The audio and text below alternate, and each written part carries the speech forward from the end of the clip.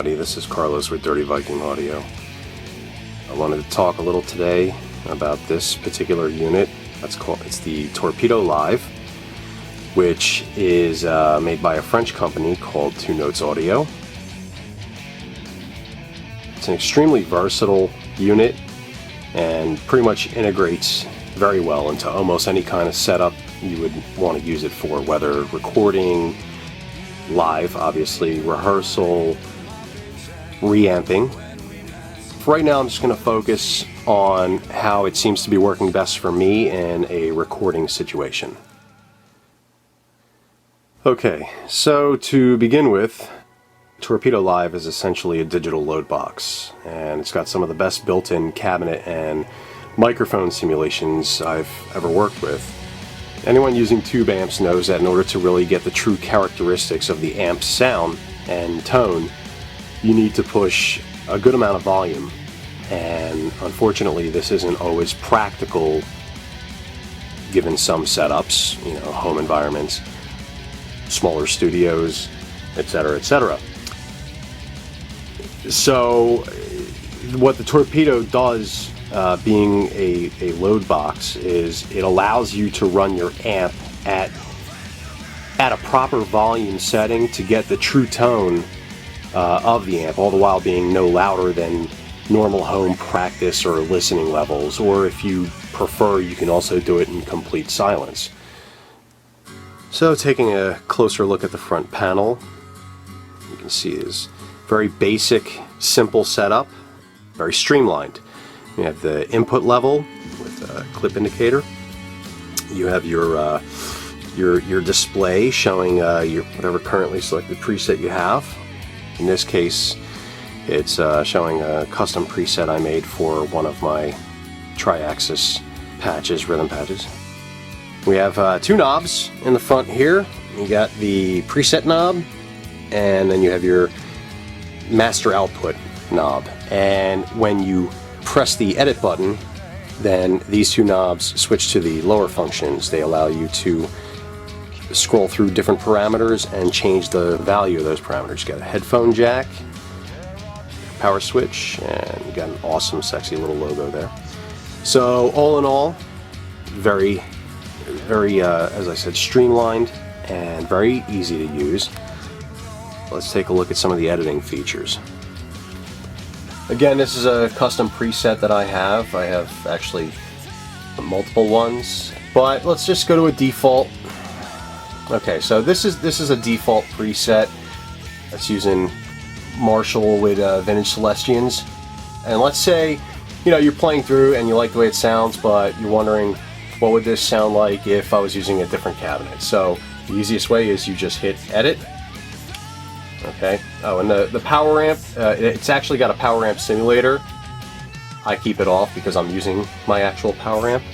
So let's scroll through the different parameters. Okay, here we are in the cabinet bank, and that's the currently selected cabinet, but you scroll through with the value knob and you can change that. So now we got I believe it's a Mesa 5150 cabinet.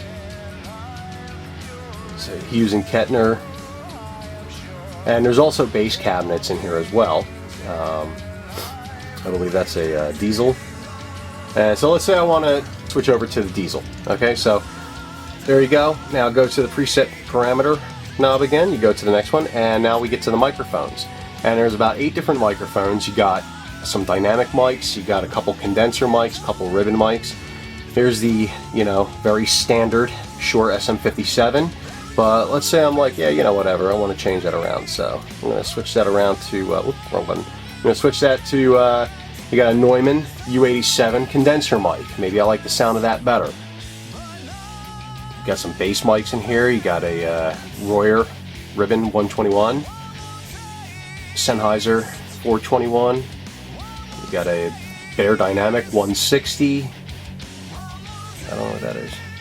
But yeah, so you got a lot of different mic options. So let's say instead of the Shure, I want to go with the 421 because maybe I want some more smoother top end. Okay, so I got that.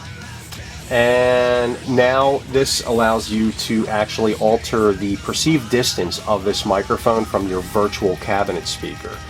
So 0% being right up against the grill, and you can adjust that distance-wise. So let's say you want to move it about 10% back, and you like the sound of that, okay, but what would it sound like if you could sweep it just off center? Go to the next, and you can see center 0%. That's dead center right in the middle of the cone, but you can adjust that. So let's say I want to have that like about 5% off to the side. And it also even allows for front or back positioning of the microphone, front or back of the cabinet. I'm going to go with front. And the Torpedo also comes with a built-in EQ. You don't have to use it, but it's got a separate EQ for both bass and guitar. And the EQ has fixed frequencies, but some of the more common frequencies that people like to tweak a little bit when they're really fine-tuning a sound that they're working on. So for instance, we're going to turn that on, and we're going to go to guitar mode EQ. Okay, and you got 120 hertz, you got 360, the mud zone. So let's say you got just a little bit of a little boxiness, a little fuzziness or woofiness going on. You want to maybe dial some of that out. Okay, and then you got 800 hertz, 2 kilohertz. Might want to scoop some of that out too. You got 6, a little sizzle there. Good stuff, more like presence. So you can basically do that, adjust it however you see fit. And then the last parameter is a output level of the preset.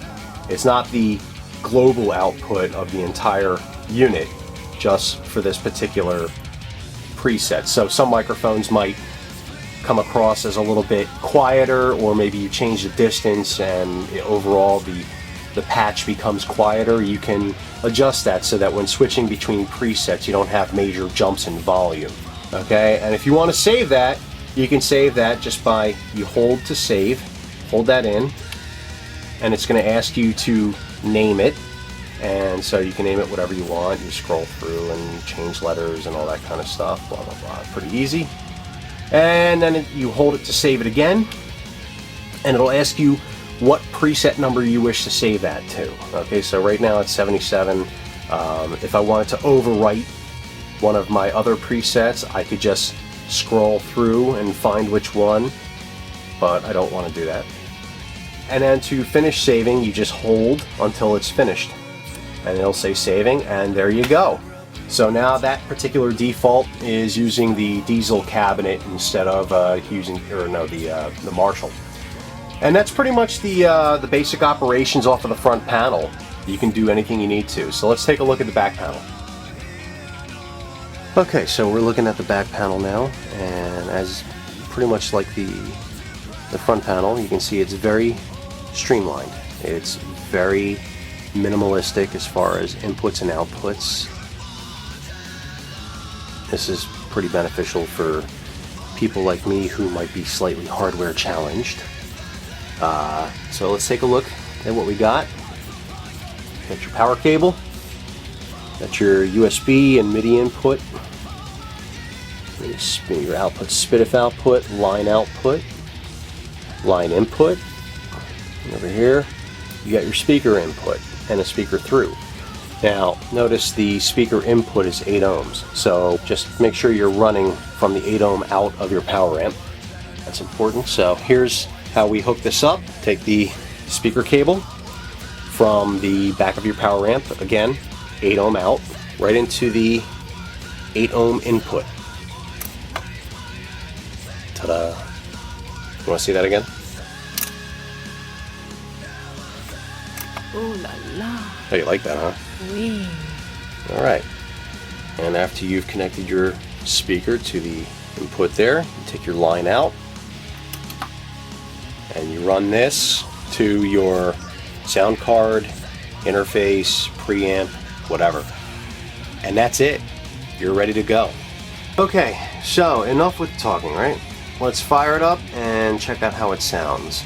I'm going to be using a custom preset for a specific rhythm channel that I have and my setup, which is, you can see,